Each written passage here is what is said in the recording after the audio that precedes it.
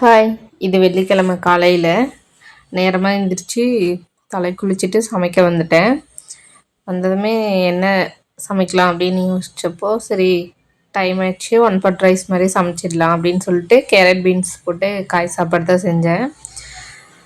அதை சீவிட்டு நான் எப்பயுமே பீஸ் பீஸாக கட் பண்ண மாட்டேன், ரவுண்டாக கட் பண்ணி போடுவேன், நல்லாயிருக்கும். ஸோ அப்படியே கொஞ்சம் பட்டை லவங்கம் அதெல்லாம் போட்டு சோம்பு அதெல்லாம் போட்டு சாப்பாடுமே தாளித்து விட்டுட்டு ஒரு பக்கம் சாஜுக்குமே ஹீட்டர் போட்டுட்டேன். இன்றைக்கி அவனுக்கு வந்து செலிப்ரேஷன் டே. வீக்லி எப்பயுமே வெள்ளிக்கிழமைனா அவனுக்கு செலிப்ரேஷன் இருக்கும், ஏதாவது ஒன்று. கலர்ஸ் டேவாக இருக்கும், இல்லை வேறு மாதிரி ஏதாச்சும் ஒரு ஃப்ரெண்ட்ஷிப் டே, அந்த மாதிரி ஒரு செலிப்ரேஷன் கண்டிப்பாக இருக்கும். ஸோ அந்த மாதிரி தான் இன்றைக்கி ரெட் டே. அவனுக்கு வந்து 2 டிஷர்ட் எடுத்துகிட்டு வந்திருந்தார் அவங்க அப்பா. அப்படியே ஒரு காருமே ரெட் கலரில் எடுத்துகிட்டு வந்திருந்தார். அவன் அதை காலையில் தான் பார்த்தான். பார்த்துட்டு ஒரே சர்ப்ரைஸ் ஆகிட்டு எடுத்து விளையாடிட்டு இருந்தான்.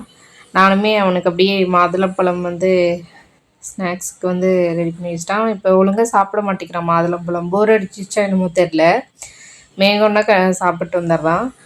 அதை அப்படியே பேக் பண்ணி வச்சுட்டு தயிர் கொஞ்சம் ஆனியன்லாம் போட்டு காய் சாப்பாடுக்கு எங்களுக்கு நாங்கள் சமைச்சிக்கிட்டோம். அவனுக்கு தயிர் பிடிக்காது, அவன் சாப்பிடவும் மாட்டான். ஸோ அவனுக்கு பேக் பண்ணிவிட்டு அப்படியே ஊட்டி விட்டுட்டேன். டைம் ஆச்சுன்னு சொல்லிட்டு அவங்களுமே ஸ்பீடாக கிளம்பிட்டாங்க. நானுமே சாப்பிட்டு கொஞ்சம் நேரம் ரெஸ்ட் எடுத்துகிட்டு இருந்தேன். பார்த்திங்கன்னா மதியம் 1:00 ஷார்ப்பாக வந்தாச்சு. வந்துட்டு ரெட் கலர் பலூன்லாம் எடுத்துகிட்டு வந்து காமிச்சிட்டு இருந்தான், ஸ்கூலில் மிஸ் கொடுத்தாங்க அப்படின்னு சொல்லிட்டு. கொஞ்ச நேரம் விளையாடிட்டு அப்படியே தூங்க வச்சுட்டேன் நான். ஈவினிங் போல் சரி சமைக்கலாமே அப்படின்னு சொல்லிட்டு வந்து ஹஸ்பண்ட் காய்கறிலாம் எடுத்து வாங்கிட்டு வந்திருந்தார். ஸோ அதெல்லாம் ஃப்ரிட்ஜில் எடுத்து வச்சுட்டு தம்பி அதுக்குள்ளே 2 டைம் எழுந்துட்டான். ஸோ அவனை அப்படியே தூங்க வச்சுட்டு நானும் வீடெல்லாம் பெருக்கி விட்டுட்டு சமைக்க ஸ்டார்ட் பண்ணிட்டேன். இந்த கத்திரிக்காயை நான் வந்து ஏதோ ஃபிஷ் ஃப்ரை மாதிரி ஃப்ரை பண்ணலாம் அப்படின்னு சொல்லிட்டு தான் ஸ்டார்ட் பண்ணேன். பட் எல்லாமே போட்டு வச்சு ஃப்ரிட்ஜில் வச்சு மறந்தாச்சு. அன்றைக்கி ஆக்சுவலாக அதை நான் பண்ணவே இல்லை.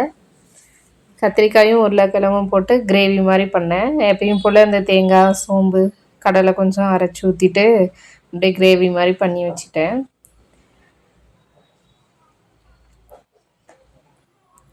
சாஜு பார்த்திங்கன்னா கொஞ்சம் நேரம் அப்படியே விளையாடிட்டு இருந்தான். நானும் பாத்திரம் கழுவிட்டு அவன்கிட்ட வந்துட்டேன். நிலாவை பார்த்துட்டு பாட்டி வடை சுடுறாங்க அப்படின்ட்டு கதை சொல்லிட்டு இருந்தான்.